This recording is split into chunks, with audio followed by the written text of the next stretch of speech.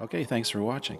So, I had some message from one of you that mentioned that one of the ways they produce this music is the guys will record parts and then one of the guys will put them all together afterwards. So they're not even sure exactly what the end product was going to sound like. It sounds sort of like how a movie is put together rather than an album, which is really cool.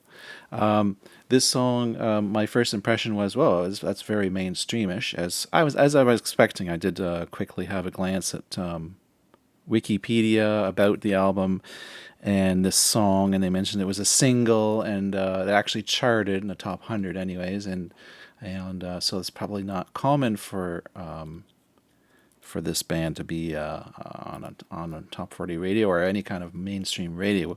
So I was expecting something mainstream, and that's what I got. I'm glad I got the unedited version, though. I liked to hear all the effects after that, the looping, and so the song didn't grab me as much as the first track because I'm really, I'm really at heart a progressive rocker, and I really love progressive music. So when progressive bands do the odd sort of mainstream song, I'm always feeling like, that's cool. That's sort of how they can introduce. It's like a ramp. It's like a welcome rug. Like for some people who are not familiar with progressive music, and then they hear that and they like it, and it draws them in. It's a welcoming doorway, and then you come in and then you explore more of this band, what's behind them, and to me, that's what when progressive rock bands have singles. To me, that's sort of like what it is, and I knew when I grew up and I was a little guy. I got into progressive rock when I was like 10 years old.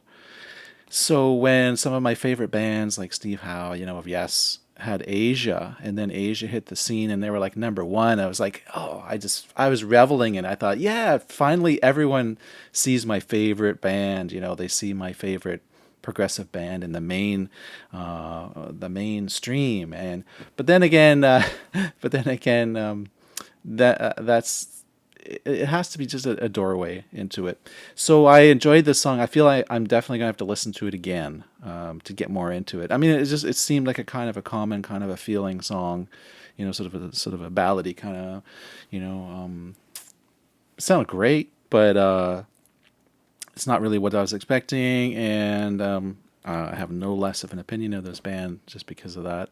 And obviously, also, when you first listen to something, you don't always get the right impression about it. So, yeah, I like the instrumentation. I like the fretless bass that was going on in the beginning of the song. I love fretless bass. I've got a fretless bass. I also noticed of course, the Latin feel, the trumpet going on there, and again, I'm a big Yes fan. So Yes actually had some albums, couple albums only, where there was also that Mexican Latin influence in the music, and which was really radical different for Yes. That was in the '80s, I think, when they did that on a couple different albums.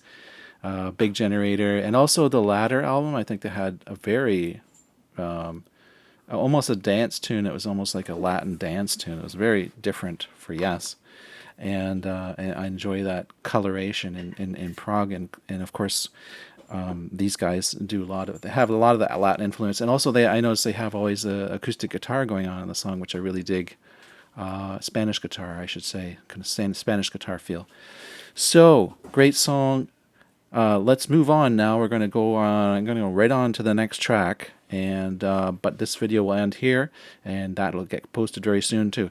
So thanks for watching. It's Dean Wolfe smiling out. Oh,